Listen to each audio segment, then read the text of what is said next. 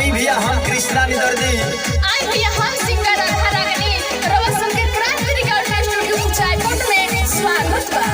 यदि रउआ चाहतनी कोनो प्रकार के प्रचार के सेट जैसे प्रधानी, जिला पंचायत, जिला पार्षद, वार्ड, पीडीसी तो आज ही संपर्क करें क्रांति रिकॉर्डिंग स्टूडियो कुचायकोट में।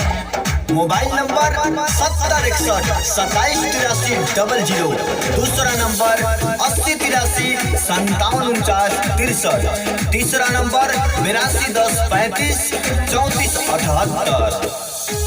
याद रखे मेरे मोतीपुर के समस्त जनतागण, इस बार किताब छाप पर मोहर लगाना है। जी हाँ, इस बार किताब छाप पर ही मोहर लगाना है और आशीष यादव को ही जिताना है। जी हाँ, किताब छाप ग्राम सभा की होई विकास जी के गुना रही ए जानी रास जी। अरे हाँ ये बाबू बहुत अच्छा बात बतौला। ग्राम सभा के होई विकास जी के गुना रही ए जानी रास जी। मतिया जाके लो चाचा जी सबका घरे बतावे के बाद, घरे जाके चाचा जी बतिया सबके बतावे के बाद। आगे बुढ़ी सुना डारू का कहता रहा किताब छाप पर मोहर लगावे के बाद, आशीष भाई के विजयी बनावे के बाद। किताब छाप पर मोहर लगावे के बाद, आशीष भाई के अब की जितावे के बाद। भ्रष्टाचार मुक्त हो गाँव अपना, जन जन को मिले हर सुविधाएं। प्रधान आप उसे ही चुनिए जो विकास के कार्यों में सबसे आगे आए। अरे ये चाचा ये चाची, अब की बार ना भूले के बा ना भुलाए के बा। किताब छाप पर मोहर लगा के आशीष यादव के भारी से भारी मतों से विजयी बनाओ। मोतीपुर के भाग्य जग जाए, ये चाचा इनके जिताते जी। आगे सही बात बा, किताब छाप जिंदाबाद। किताब छपवा पर मोहर लगा के इनका के ताज पहिरा दीजिए।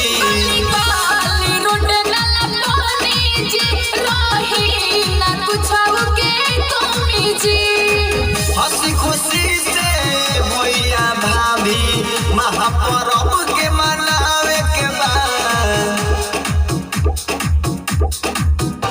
किताब छाप पर मोहर लगावे के बाद, आशीष भाई के अब की जितावे के बाद। किताब छाप पर मोहर लगावे के बाद, आशीष भाई के अब की जितावे के बाद। वादा नहीं विकास करेंगे, वादा नहीं विकास करेंगे, जन जन का सम्मान करेंगे। जी हाँ, इस बार आशीष यादव को जिताना है और मोतीपुर का प्रधान बनाना है, इसलिए हमें किताब छाप पर मोहर लगाना होगा। दुखिया गरीबों की मिली आवाज़ जी, इहे बाटे प्रयास जी। ए काका सुनो तानी, आगे होए बबुआ अपन आशीर्वाद दे दिए भैया, आइल बनी रौरे पास जी। हाथ जोड़ी बाटनी हो राजे, सुन ले नया राजे मोरा जी। ग्राम सभा मोतीपुर के अब की ए चाचा गौरव बढ़ावे के बाद, किताब छाप पर मोहर लगावे के बाद, आशीष भाई के विजयी बनावे के बाद। किताब छाप पर मोहर लगावे के बाद, आशीष भाई के प्रधान बनावे के बाद। यदि आप चाहते हैं मोतीपुर की हर रोड नाला सही सुरक्षित हो, हर चौक चौराहा सही सुरक्षित हो, तो इस बार हमें वोट करना होगा और विरोधियों के दिल पर चोट करना होगा। इसलिए हमें वोट करना चाहिए आशीष यादव को, यानी किताब छाप पर। तो आपकी बात किताब छाप। जी हाँ, याद रखें किताब छाप, किताब छाप। हर नवयुवक का चुनाव चिन्ह किताब छाप, हर माता बहनों का चुनाव चिन्ह किताब छाप, हर बुजुर्ग का चुनाव निशान किताब छाप। इसलिए हमें किताब छाप को वोट करना है और अपने मोतीपुर ग्राम सभा का विकास करना है। तो याद रखें किताब छाप।